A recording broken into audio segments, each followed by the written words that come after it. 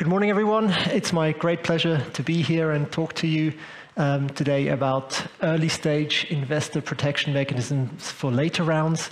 Given the time available, I thought I'd focus on this aspect rather than doing a tour d'horizon over the whole shareholders agreement. But I think I have the great pleasure of working with investors and startups on a day-to-day business.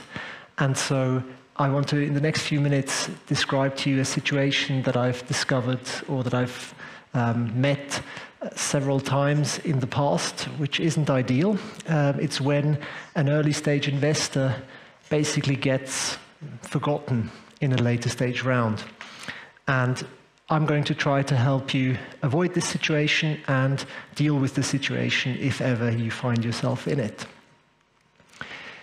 So imagine you are a seed investor. You've identified a startup that you find interesting. It's got a great concept, and then you meet the team. You're convinced. You think this team has it to really knock this product out of the park. And there's almost romance, if you'll call it. So you're really happy with the team and the product. And so you decide to invest. And because you don't want to overcomplicate things, you do a bare bones investment and shareholders agreement. And things go well for a while. As things go with startups, successful startups even, will need more money at some point. And you come to the situation where the company and its team turns to a VC investor for a Series A round, for example. And don't get me wrong, this is a good thing, this is great. But what often happens in this situation is that the company kind of forgets completely about the seed investors and their interests. And then you end up in a situation which is very frustrating for seed investors. So what often happens is that the company is so busy negotiating, the back and forth with investors and their attorneys, that at the end of the day, by the time someone remembers, hey, we should involve the seed investors as well, is very late in the process. Oftentimes the seed investors are presented with a fully negotiated new set of agreements and are kind of asked to take it or leave it. And of course, you don't want to ruin the party. You're still in this company and you still want it to be successful. So you don't block it. You sign, but you're not happy. And so then you ask yourself, what could I have done better? So there's two kinds of solutions. There's those that you take in advance, and then there's those that you take within the round. And I think the key message here for the early solution is to set up the agreements, even at the seed investment stage, in such a way as to protect yourself for the later stage. And I think one key aspect here is, of course, the information rights. So what we usually see with information rights is, you get quarterly reports, you get the annual financial statements, etc., etc.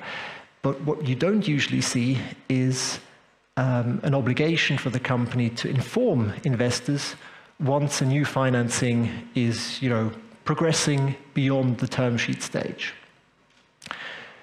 And while we're on the point of information rights, I think what we also commonly see is that these are tied to a certain percentage when in the agreements. And of course, if there's a dilution down the road and this percentage is left the same, that could mean that you lose your information rights just by virtue of the agreement staying the same and your share ownership going down.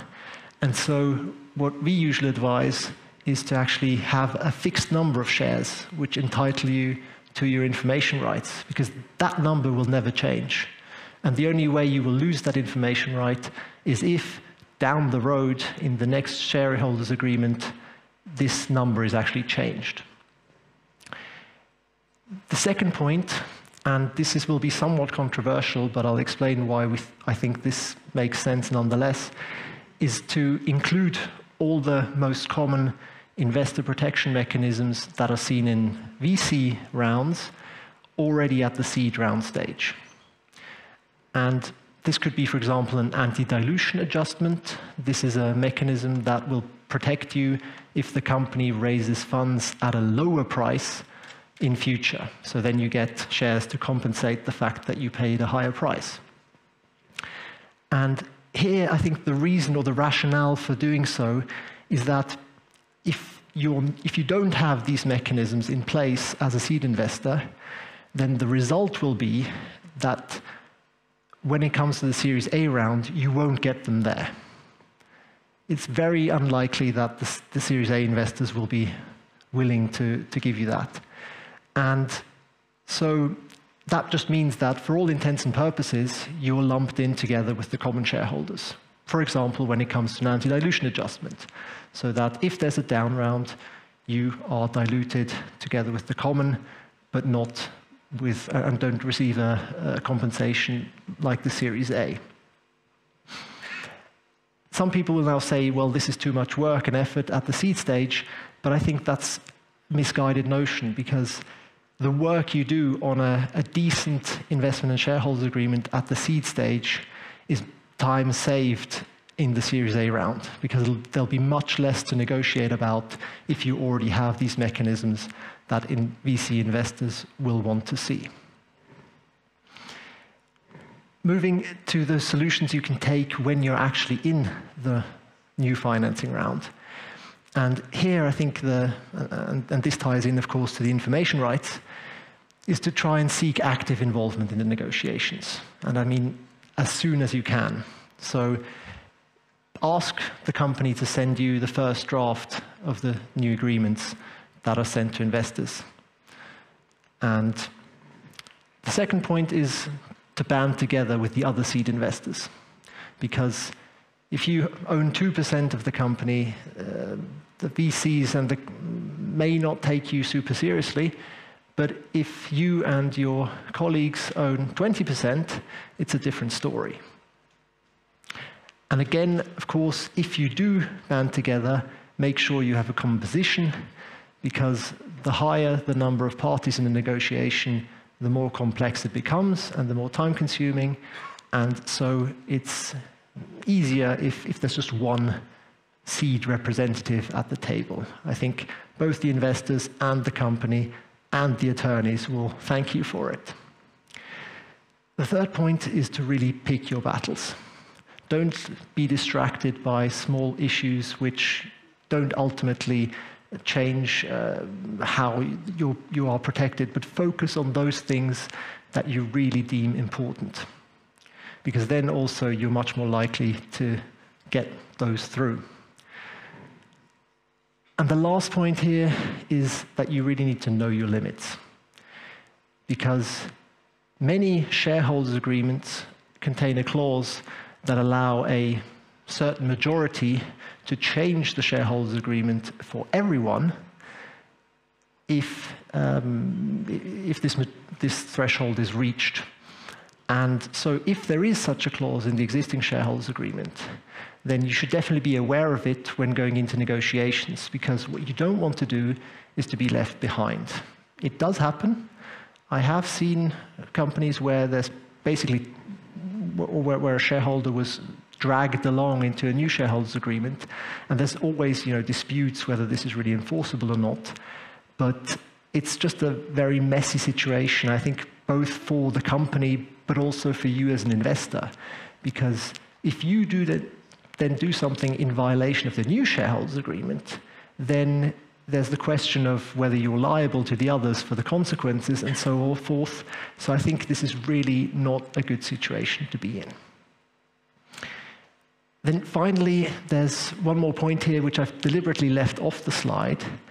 What people sometimes advise is, if you want to, be involved in the Series A round as a seed investor, you should just buy a small number of shares in the round, because then you have to be involved. I think that's not an optimal solution, because it can have repercussions on all your shares. So not just the Series A shares. For example, if in the Series A shareholders agreement there is a pay-to-play provision, meaning you have to participate in future funding rounds if a certain majority of investors agree, then there's a risk that this contaminates also your seed shares, because a failure to comply with the pay-to-play provision often leads to the conversion of all that person's preferred shares to common shares at a ratio of 5-to-1 or even 10-to-1. So that's one reason why you have to be careful when you invest a nominal amount. And the second point, and I think this is more of a moral issue, is that you shouldn't have to invest to keep your seat at the table. You invested in the seed round. So if you take the other measures that I've recommended, then you should be fine and have a seat at the table, even if you don't invest in the next round. And with that, I think I've talked enough and would very much like to use the next 4 minutes for questions you may have.